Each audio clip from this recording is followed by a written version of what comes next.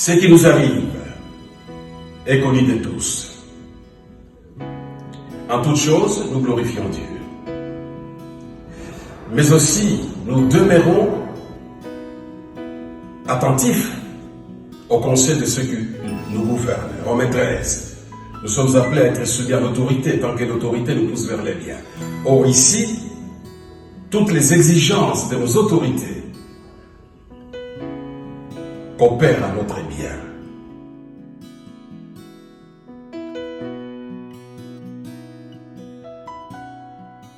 Le coronavirus, c'est une famille de virus. On sait que les coronavirus se transmettent chez les humains et chez les animaux. Et chez les humains, ça provoque des maladies respiratoires.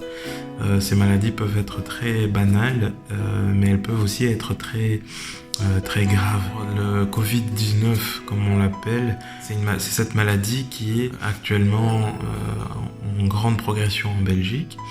Elle est propagée essentiellement au travers des gouttelettes respiratoires. Alors les gouttelettes respiratoires, on les produit lorsqu'on tousse ou lorsqu'on éternue ou lorsqu'on crie. Et alors ces gouttelettes peuvent se déposer sur des objets, sur des surfaces, et elles peuvent être inhalées directement. Et ce sont ces gouttelettes qui sont responsables de la transmission du virus d'une personne porteuse à une personne saine. Jusqu'à présent, les personnes qui sont considérées les plus à risque de développer des symptômes importants avec cette infection, ce sont les personnes âgées et les personnes qui présentent déjà des maladies préexistantes. Maintenant, le Dr Uras va vous parler des symptômes de cette maladie. La maladie à coronavirus se caractérise par des symptômes similaires à ceux qu'on a lorsqu'on a une grippe. Il peut y avoir de la fièvre, de la toux, un nez qui coule, un mal de gorge, des maux de tête et dans certains cas plus sévères, on peut avoir une grosse difficulté à respirer. Mais dans la plupart des cas, c'est plutôt des symptômes bénins d'une grippe. Donc ce qu'il faudrait faire si vous présentez les symptômes, premièrement, restez chez vous. Ensuite, téléphonez à votre médecin généraliste. Ne vous rendez pas chez lui, ne vous rendez pas dans les services d'urgence ou les postes de garde.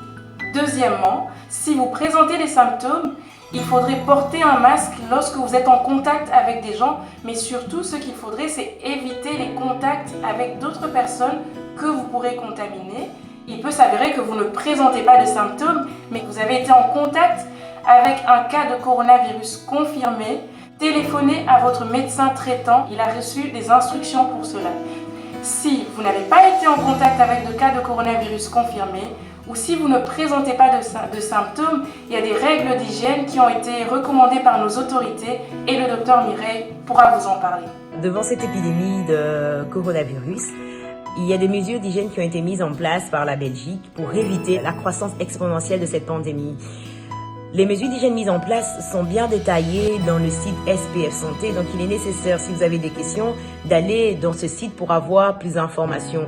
Comme mesures d'hygiène, il y a bien les simples mesures d'hygiène que nous connaissons tous, se laver les mains, utiliser des papiers mouchoirs jetables et si quelqu'un a été infecté, ça ne sert à rien d'être à une distance très rapprochée de cette personne. Si jamais vous toussez, il est recommandé d'éternuer ou de tousser dans le pli du coude pour éviter d'infecter vos mains et toucher votre visage. Et la troisième mesure qui est la plus importante et la plus restrictive pour nous, c'est la recommandation d'éviter tout regroupement.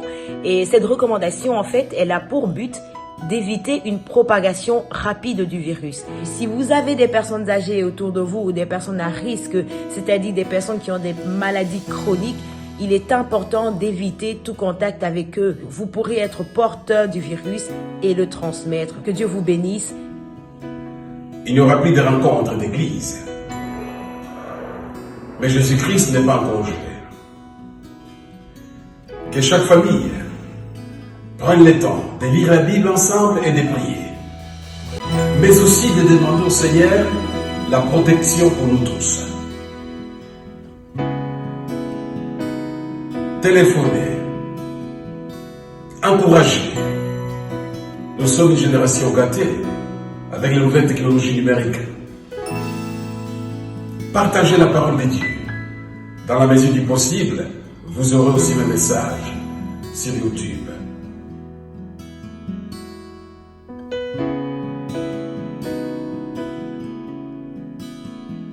Que le Seigneur vous bénisse dans votre famille respective. Que le Seigneur bénisse aussi vos projets. Que vos craintes et vos peurs soient moulées dans les tuyauteries de la foi. Et que vos regards soient vers celui qui a la solution en toutes choses. Soyez bénis du Seigneur et marchez de victoire en victoire avec ce Jésus-Christ de Nazareth. Vous avez aussi les salutations de Julien.